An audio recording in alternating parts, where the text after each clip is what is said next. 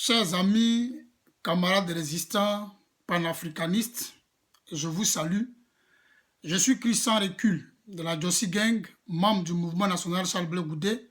Ce jour donc, avec votre permission, je reviens suite à ma dernière vidéo qui a été faite au sujet du décès de Papa Wemba. Encore une fois de plus, nous continuons de pleurer avec la famille biologique et la famille de la culture en général. Alors, lorsque la vidéo a été faite, il fallait tout simplement retenir une chose. D'un, nous avons pleuré avec la famille, nous continuons d'ailleurs de pleurer avec la famille.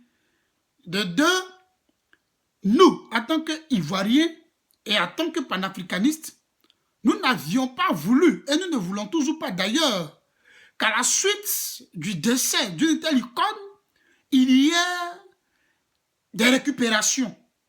Voilà pourquoi, sur la base de certaines informations qui nous sont parvenues, nous avons dit il faut situer les uns et les autres. On aurait été dans un autre domaine qu'on parlerait d'enquête. Ici, c'est dans un cadre de décès.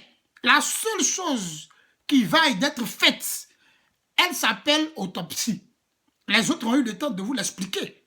Mais ce qui est intéressant, et ce sur quoi d'ailleurs nous allons échanger, c'est pourquoi je refais encore une vidéo à ce sujet, c'est le fait qu'on nous a accusés de vouloir politiser, quand bien même que dans mes propos, il n'y avait aucun espace politique.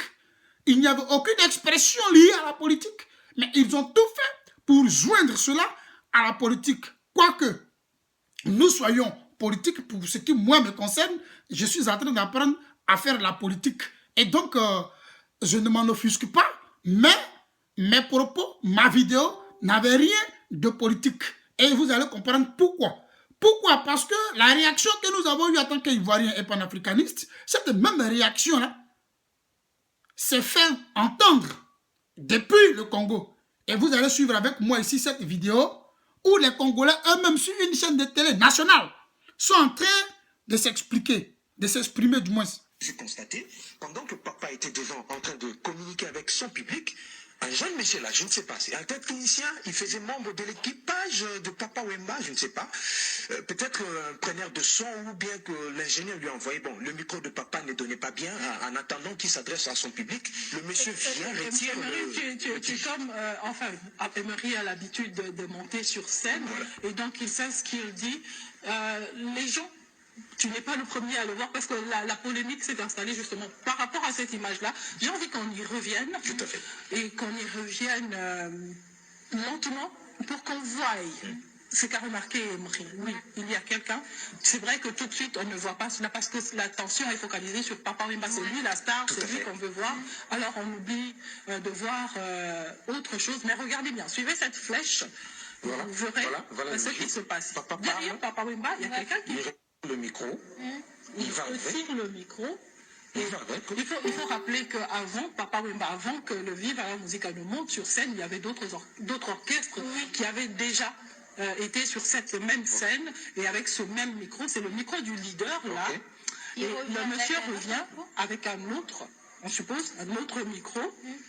À première vue, c'est-à-dire, quand on voit l'image, c'est-à-dire que moi, pour mon impression, c'est-à-dire, je pensais peut-être que c'était un micro bien, un micro de plus qu'on a retiré parce que vous avez dit qu'avant Papa Wemba, il y avait d'autres artistes sur scène. Peut-être qu'il y avait un micro de plus, il a retiré. Mais pourquoi est-ce qu'il est revenu pour remettre on aurait compris justement s'il était juste parti avec ce micro-là, parce que Papa avait déjà un micro avec lui quand il parlait. Voilà.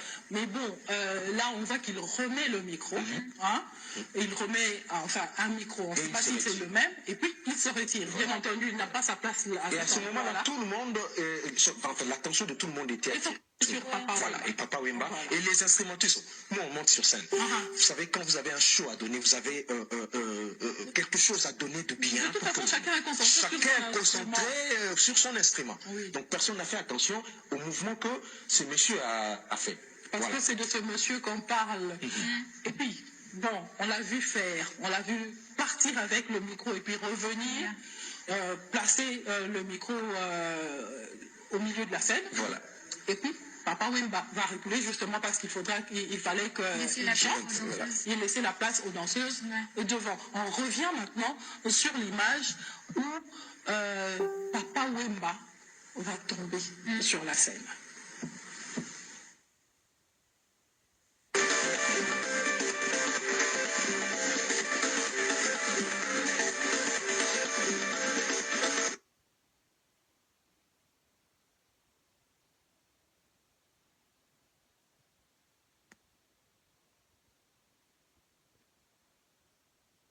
Le micro. Prends le micro de Papa Wemba. Voilà. Et là, vraiment, on est au ralenti pour que l'on comprenne d'où vient la polémique. Et bon Dieu, on se rend compte que il part avec le micro. Le micro qu'il était venu installer avant que Papa ne commence à chanter. Et là, maintenant, et que ceux qui sont sur scène, même le public... Non, eux n'ont pas remarqué. Ils sont tous focalisés sur Papa. C'est à l'image que l'on voit le monsieur. Hein? Il revient, il reprend le micro et il s'en va avec. Je ne sais pas. Alors, on est en droit de se poser des questions? Quel est le rôle que ce monsieur a joué pendant que Papa Wemba était sur scène? C'est ça la question. Qui est-il? Donc, vous l'avez compris avec moi, on est en droit de se poser les questions, disent les Congolais. Ce monsieur, quel rôle avait-il joué? Voyez-vous, ils s'en tiennent à une vidéo. Ils l'interprètent, ils s'interrogent. Alors nous avons reçu des informations depuis l'hôtel où Papa Wemba était, avant donc qu'il ne vienne prester. Et vous ne voulez pas qu'on s'interroge. Mais pour qu'on puisse répondre et à nos interrogations et aux interrogations des Congolais, on appelle ça autopsie. C'est autopsie qui dit, oui, vous vous interrogez, vous vous inquiétez, vous vous interrogez, ok, voici ce qui s'est passé, voici de quoi il est mort. Et tout le monde est d'accord, la vie continue, tout simplement. Point n'est besoin d'injurier les gens, point n'est besoin de nous envoyer ailleurs. Ne venez pas distraire les gens, parce que nous n'avons rien contre la personne de qui que ce soit. Ce que nous disons, c'est qu'une icône de la culture africaine et même dans le monde est morte en Côte d'Ivoire. Il faut qu'on sache de quoi est-ce qu'il est mort. C'est la seule question que nous nous posons. Et la réponse, c'est une autopsie. C'est tout. Ce n'est pas, il n'y a pas de polémique quelque part. Il faut éviter ça. Voilà, sur le terrain politique, nous avons beaucoup bien de sujets. Vous-même, vous savez, ce ne sont pas les sujets qui nous manquent. En ce qui concerne la Dramane Ouattara, où il est en train d'emprisonner, en train de persécuter, en train de violer, en train de tuer les Ivoiriens, où la vie est devenue chère. Ouattara avait dit, et ça je le répète, en 2010, il disait que le kilo de viande coûtait 1400, que c'était trop cher. Aujourd'hui, allez en Côte d'Ivoire, vous verrez que le kilo de viande de bœuf, sur le même marché, sur le même boucher, vous verrez que ça coûte plus de 2400 francs, le même kilo. Ouattara, la vie, les sujets politiques ne manquent pas du tout. Mais si nous disons de quoi est mort l'artiste, c'est une bonne guerre, dans l'intérêt de tous. Voilà, quelqu'un organise une manifestation, il va sans dire qu'on doit s'adresser à lui. C'est tout. Pourquoi est-ce que Serge Kassi écrit à Salfo? Pourquoi il n'a pas écrit au ministre de la Culture du Congo? Pourquoi? Pourquoi est-ce qu'il n'a pas écrit au président de la FIF? Pourquoi? Pourquoi c'est à Salfo il a écrit? C'est parce que c'est à Salfo et son groupe magique système qui organisait la manifestation. C'est ce qui l'a invité. Voilà pourquoi nous disons à Salfo, dis-nous la vérité. En disant à Salfo, dis-nous la vérité, ce n'est pas une accusation que nous portons sur Assalfo. Mais au contraire, nous disons à Assalfo, nous sommes avec toi, mais toi demande aux autorités qu'une autopsie soit faite pour que tout le monde soit éclairé. On n'a pas besoin d'injurer les gens. On n'a pas besoin non, soyons sérieux. Mais je vous comprends. Oui, je vous comprends. Mais soyez sereins. De toutes les façons, nous sommes dans un processus où pour nous avons le temps et c'est vous qui avez la montre. Dieu bénisse les Africains. On ensemble.